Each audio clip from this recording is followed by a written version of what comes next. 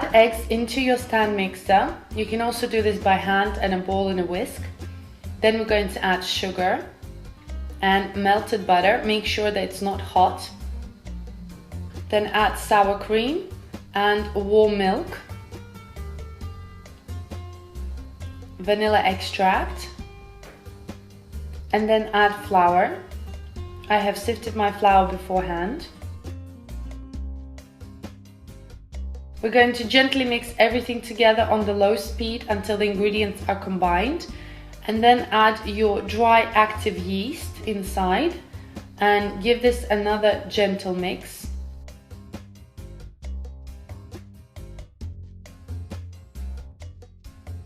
Then we're going to take the mixture, cover it with a towel and leave it in a warm place to proof for about 2 hours. After 2 hours, you can see that the mixture has been proving. We're going to add it back into our stand mixer. Make sure you get all of it. Then we're going to add the rest of the flour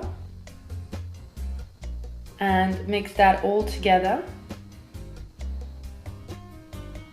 The dough will start to combine and come together. Then we're going to add more flour and keep adding a little bit of flour at a time. You might need to add more or less flour, depends on the quality and what kind of flour you're using in your country. So just have to look out for the dough. The dough needs to not be too sticky. The dough still needs to be quite soft but not stick to your hands too much.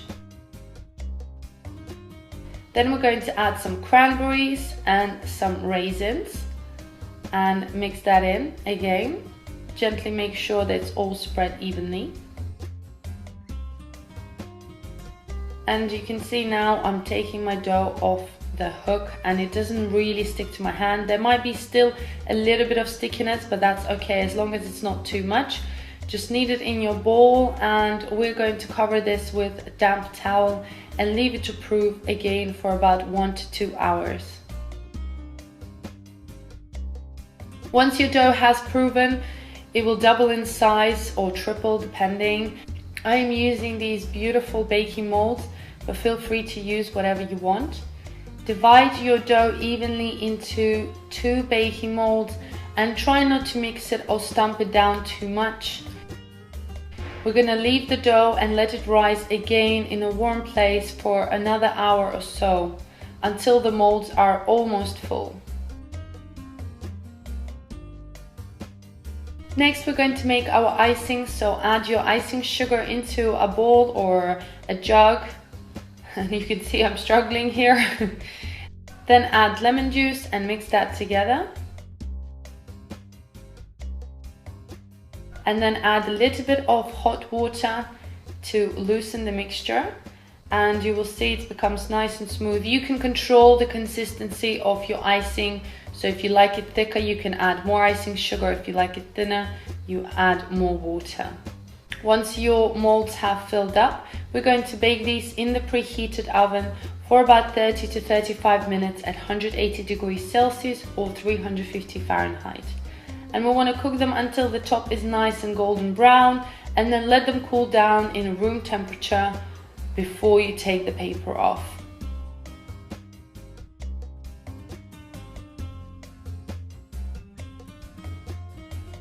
Next, I'm going to loosen the cake from the mold, and they have been cooling down for about half an hour. And we just want to make sure that you don't rip into the cake. You can also keep them in the cake mold if you wish. Then gently tear the cake mold around and just go around until you loosen the cake completely. And I always keep the bottom because it's hard to take that off. And then add your icing sugar on top and move it around, and you can decide how much icing you want to put on the cake as well. Then I'm going to add some sprinkles. It's traditional that you have some colorful sprinkles on top, but again, you don't have to do that. You can add anything else that you want. This is how you make delicious Russian Easter bread, Pascha. It's really, really soft. I have warmed up my milk to lukewarm and we're going to add sugar, fast action dry yeast in there. Just leave it for a couple of minutes so it starts to bubble up. In a different bowl, add your cottage cheese, sugar, egg, vanilla extract, lemon juice, and some lemon zest. Give it all a really good mix. You can see our yeast is nice and activated. Add your yeast into a bowl with your milk mixture. Melted butter. I'm going to add half of the flour now and then mix it through and then add another half. Add your dough onto a floured surface and we're just going to knead it a few times and then place it back into your bowl and leave it to rise. Okay, look at that dough, it's doubled in size, beautiful. So we're just gonna take it out and place it onto a floured surface and add a bit more flour on top. Roll out your dough, add your cottage cheese filling right in the middle.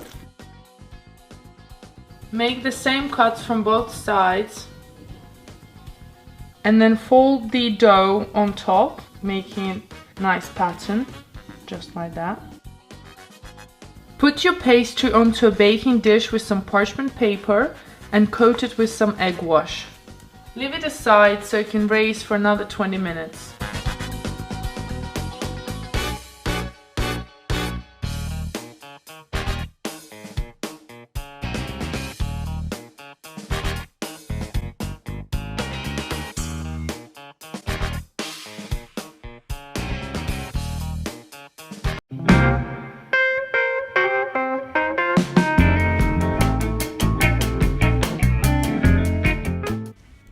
First thing we're gonna do is soak our raisins and cranberries and our orange and lemon peel with some rum or cognac. You don't have to do this if you don't want to. You can just soak them in orange juice, for example, or lemon juice.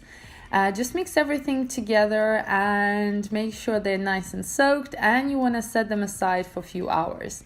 This can be done, a day in advance or so.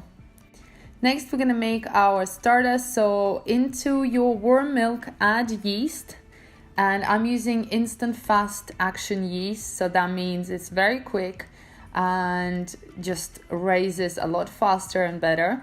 Then add sugar, mix everything together, and then you want to add flour. So mix everything together until it's nice and smooth. And we're going to place this mixture away to prove. I like to wrap it in cling film and set it aside for about 45 minutes or so. Now you can see it has proved. It's pretty much doubled in size and you will see these little sort of bubbles on top. Now it's time to drain our raisin mix. So just place them on a paper towel and just soak up any excess moisture. You can do this several times, and once they're dry, it's really important that we're gonna add flour. If you don't add flour to the dried fruit whenever you bake any sort of breads or brioche type of buns, they will sink to the bottom. So it's really important that you use flour. This way they will stay in the dough. Now it's time to make our dough. So add your egg yolks and sugar into your stand mixer.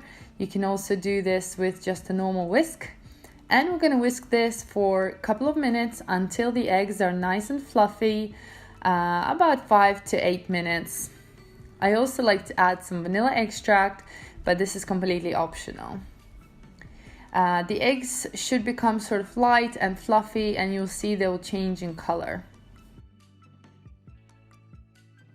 Here I have some cottage cheese. This is dry cottage cheese called tvarog. You can also use farmer's cheese or quark. It's completely up to you, or even ricotta, and you just want to blitz this through until it's nice and smooth. So you can also use cream cheese as well if you don't have cottage cheese. So just with a hand blender, puree the mixture through just to make sure it's nice and smooth. It should look just like that. And then we're gonna add this into our egg mixture. And then I'm gonna add melted butter, and it's already being cooled down, so make sure you melt your butter before you add it into your dough. And you're going to whisk this for several minutes until it's nice and creamy. Then I'm gonna add my yeast mixture that has been proving. So add all of that together. Next, you want to combine your cocoa powder together with your flour. I'm adding some cinnamon, some mixed spice, and a bit of nutmeg. You can use any spices that you like here, to be honest, as this bread can be as festive as you like. Mix everything together until it's nice and mixed. And we're going to add all of it into our dough. So just add all of the mix together with salt as well into your bowl. And make sure you change it to a dough hook and mix everything together until your dough sort of starts to come together. So just keep mixing until it's nice and even and very, very smooth and elastic. You will see it will start to fall off your dough hook. If you don't have a KitchenAid, you can do this by hand. This will probably take you about 10 to 15 minutes of kneading. So just be patient. And then once your dough is done, it's very, very sticky. You might want to flour the surface and just stretch out the dough. And then I'm going to add my dried fruit mix inside. And then I'm adding also some cacao nibs. These are dark chocolate cacao nibs. They're not sweet, so they do add that extra crunch and chocolatey sort of taste to this coolage. So just mix all of that together. You kind of fold it inside, and then you want to just kind of use your hands and make sure that all your dried fruit and cacao nibs have been sort of evenly distributed. You might need to add some more flour on top and on the side, and just keep kneading it until you feel that they are all mixed in properly and it's nice and soft. Don't add too much more flour as it will become too rough, but just the enough amount to make sure it's all nice and mixed in. You want to add a bit of oil into your bowl and then place your dough inside, and we're going to cover it in cling film and put it to proof for about 1 hour or maybe even 2 depending on your kitchen. You want the dough to raise for about 1.5 to 2 times more.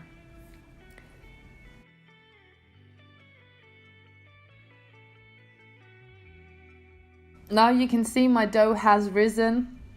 It looks really, really nice and chocolatey and puffy, and you can see all the dried fruit has spread out in different locations, which is good, exactly what we wanted.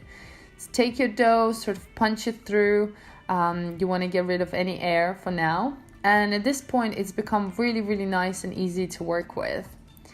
And I'm going to divide this between two paper sort of molds. You can get these online, and I'll leave all the measurements how big they were just in case because if your molds are smaller or bigger, then you might want to add less or more, so this is really important. So just add those in and press kind of inside, make sure it's nice and sticky there.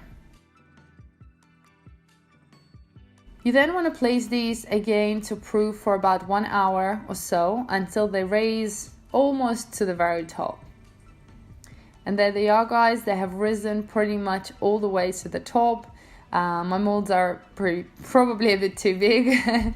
And now it's time to bake these.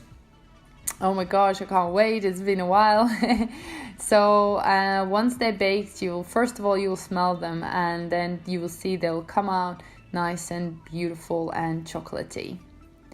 I do like to eat them straight away, as they are so moist and delicious when they're hot. You can take off the paper wrapping around, and there you go, guys. Look at that. I'm also using some pink icing, so just spread that around, and this is just icing sugar with milk. You can use whatever icing that you want on your pasta bread, and I'm decorating it with some shaved chocolate bits as well. And look at that, this is our delicious chocolate pasta bread, and I'm gonna of course show you how it looks inside, as this is the most important. Just look at that. All the fruit is separated. It's very soft when you press on it, and it's very chocolatey.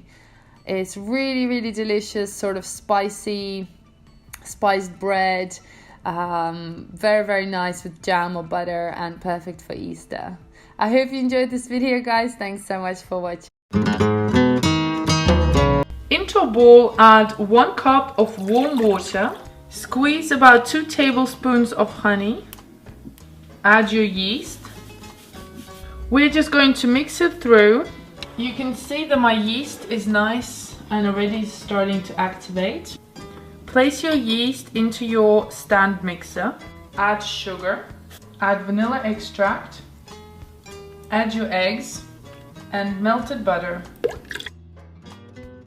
Add 1 tablespoon of cinnamon. Add your cottage cheese, raisins, and your walnuts.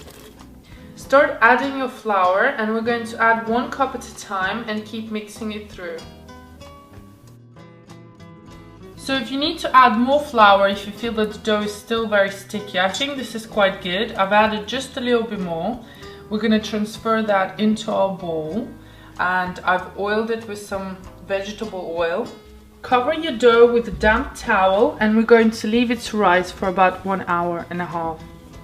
So you can see my dough has doubled in size. Look at that. Oh my god. So we're gonna just punch the dough and then put it back into the bowl, roll it out, and let it rise for another half an hour. Once your dough has risen for the second time, we're just gonna divide this into 6 balls. Once you have your 6 equal balls of the dough, we're going to roll out 3 of them at the same time. So we're going to do this like a hair braid. Pinch the both sides here, 3 of them. And then we're just going to move 1 up here and then the other there. And we're going to coat it with some egg wash and then let it rise for another 20 minutes.